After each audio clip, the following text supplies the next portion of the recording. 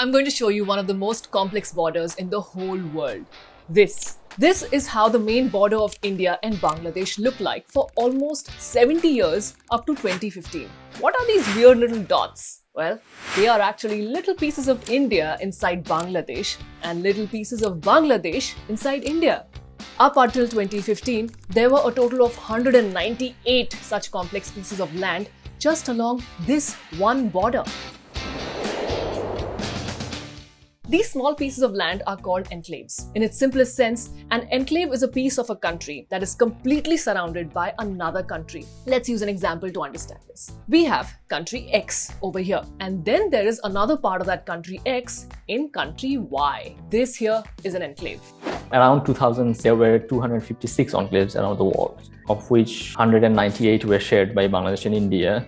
Enclaves are actually pretty common and easy to understand. However, in the case of India and Bangladesh, things were not so simple. India had 106 enclaves in Bangladesh and Bangladesh had 92 enclaves in India. This is pretty crazy as it is, but it's also just the tip of the iceberg of this entire madness. Inside of an enclave can further exist what's called a second-order enclave. Imagine that country X has an enclave inside of country Y, and country Y has an enclave inside of this enclave.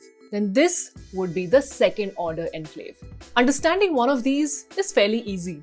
But India and Bangladesh didn't just have one second-order enclave, they had dozens. Inside of the total 106 Indian enclaves in Bangladesh were 20 Bangladeshi second-order enclaves. And inside of the total 92 Bangladeshi enclaves in India were 3 Indian second-order enclaves. And then to make matters even more complicated, there was this. What you are currently looking at is the only third-order enclave to ever exist in the world. It's a small part of India inside Bangladesh, inside India, inside Bangladesh. So if you started from here and walked in a straight line, you would begin in India, then reach Bangladesh, then India, then Bangladesh, then India, then Bangladesh, then India, and finally Bangladesh. And this whole line was just approximately 100 meters long. But how did we land in this complex situation? There are actually many popular legends and myths about the history of the enclave that there has been outlandish game of chase where the rulers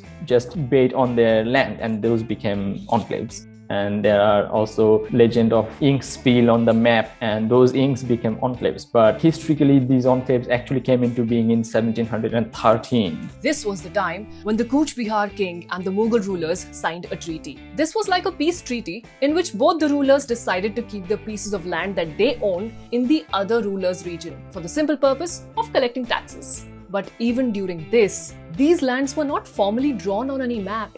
And this continued till 1947. It was the Britishers who complicated things. When the partition happened, the Britishers drew the lines that formally made these enclaves a part of the other nation. As a result, in 1947, the enclaves ended up being, let's say, on the other side of the border. So they became the international enclave for the first time in 1947.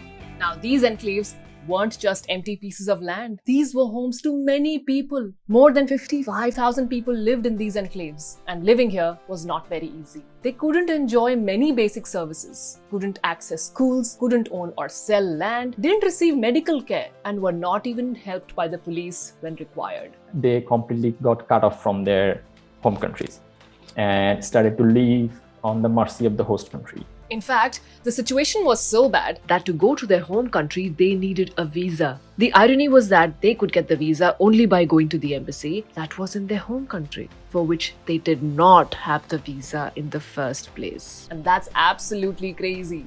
After partition, many efforts were made to solve the issue of these enclaves, but none were successful.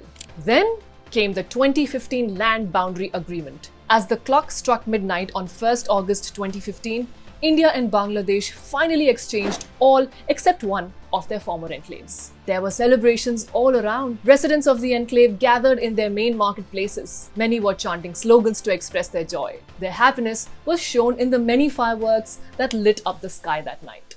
So what did this agreement exactly say? Bangladeshi enclaves in India formally became part of the Indian nation, and the Indian enclaves in Bangladesh formally became part of Bangladesh. And what happened to the residents of these lands? Well, they were given the right to choose which country they wanted to be citizens of.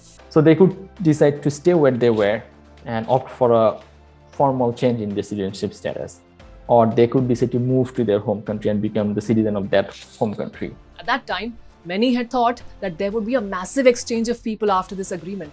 But surprisingly, that was not the case. Out of the total 52,000 people that lived in these enclaves, less than 1,000 people chose to go back to their home state. 51,000 chose to stay in their land and became citizens of the host nation. By the time these were exchanged in 2015, these people were second or third generation conclave residents.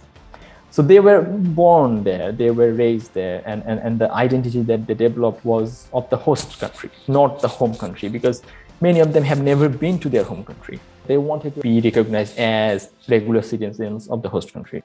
And when the opportunity came, that was their first choice. The example of India-Bangladesh enclaves is one of the most complex and interesting examples of borders all around the world. It shows that borders are not just lines on a map, they have deep impact on economies, politics, nations, and especially people. Did you know about the India-Bangladesh enclaves? We at Nutshell love to create interesting videos about lesser-known Indian history. So if that's something you are into, let us know in the comments what other topics we should cover. And yes, don't forget to show us your love by liking and sharing this video.